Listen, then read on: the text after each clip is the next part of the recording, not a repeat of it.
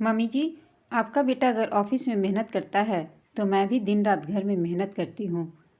घर में थकी हारी नेहा ने कदम अभी रखा ही था कि बेटा आदित्य उस पर चिल्लाने लगा।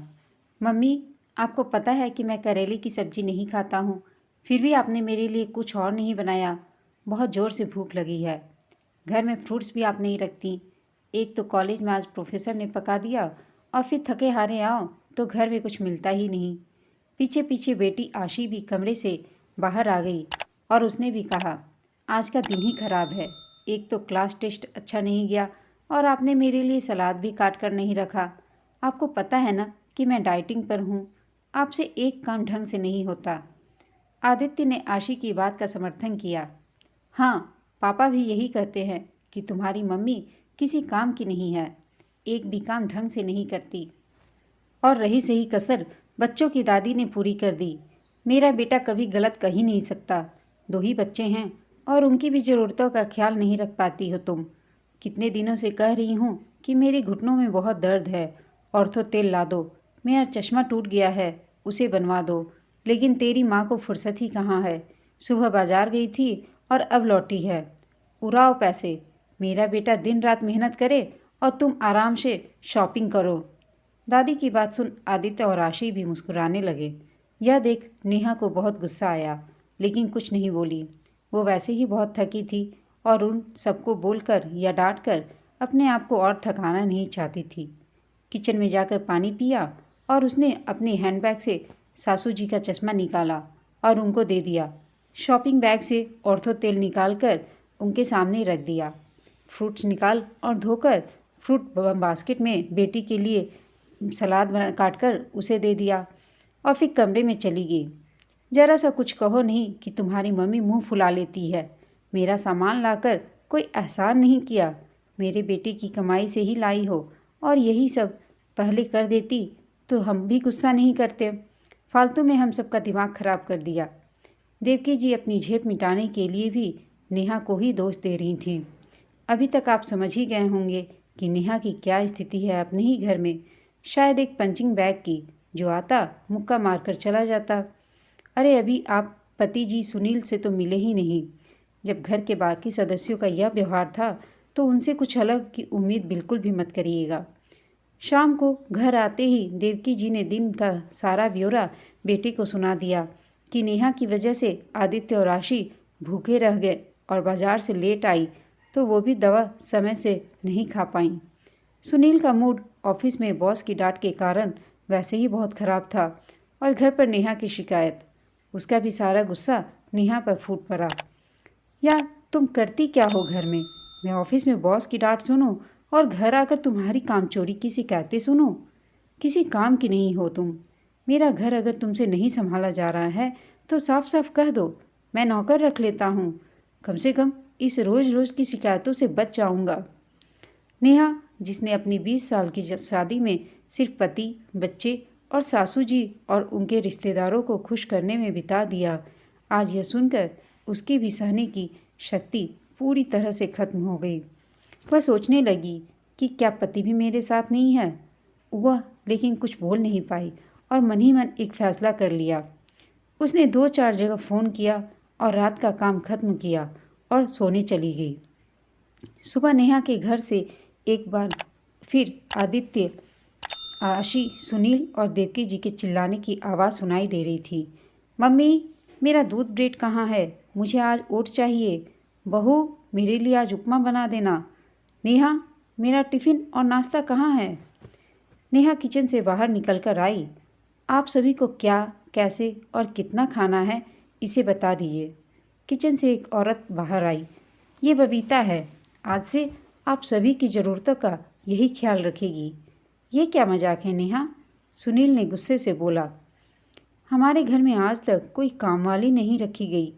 तुम्हें तो सिर्फ मेरे बेटे की कमाई लुटाने आता है।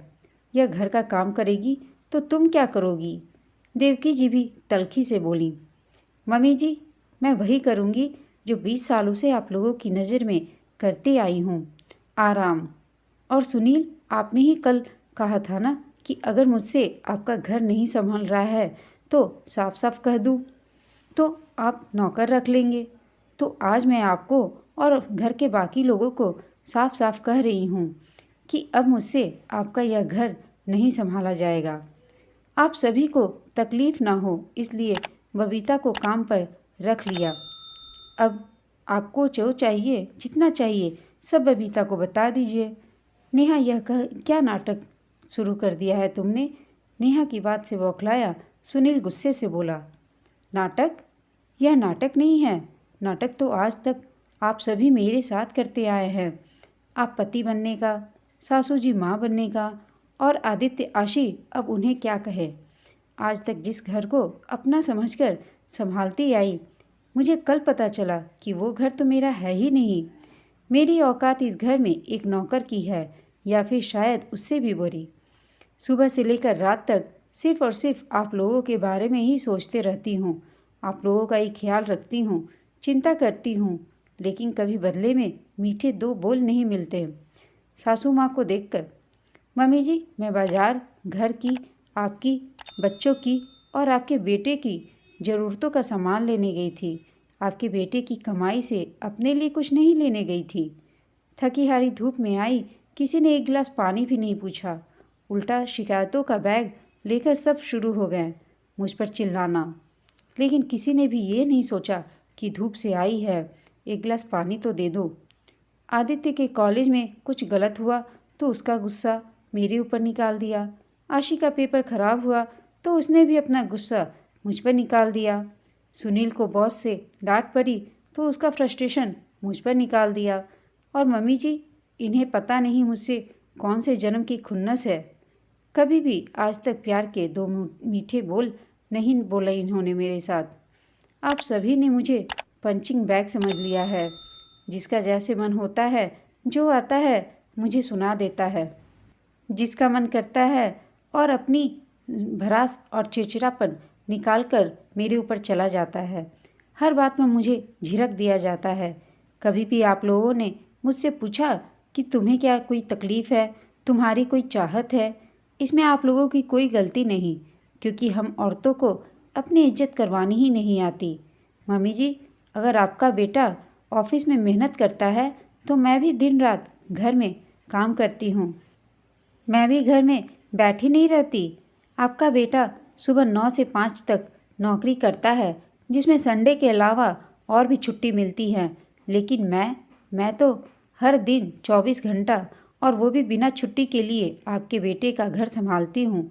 सबको उनकी ज़रूरतों का हर चीज़ सही तरीके से मिल जाता है। फिर भी मुझसे कहा जाता है कि मैं किसी काम की नहीं, और ना ही मैं ढंग से काम करती हूँ। इसलिए मैं आज और अभी से आपके घर की जिम्मेदारी छोड़ रही हूँ।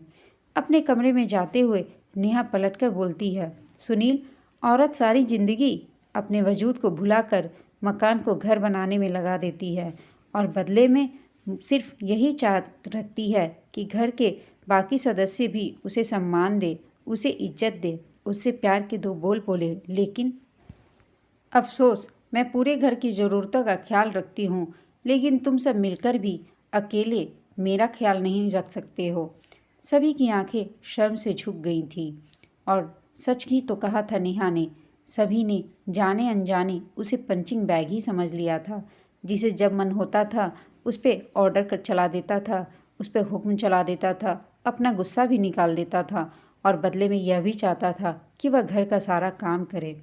दोस्तों, यह कहानी कैसी लगी आपको, हमें कमेंट करके बताइएगा। साथ ही कहानी अच्छी लगी हो तो इसे लाइक, शेयर और चैनल को सब्सक्राइब अवश्य कीजिएगा। कहानी सुनने के लिए आप सबका धन्यवाद।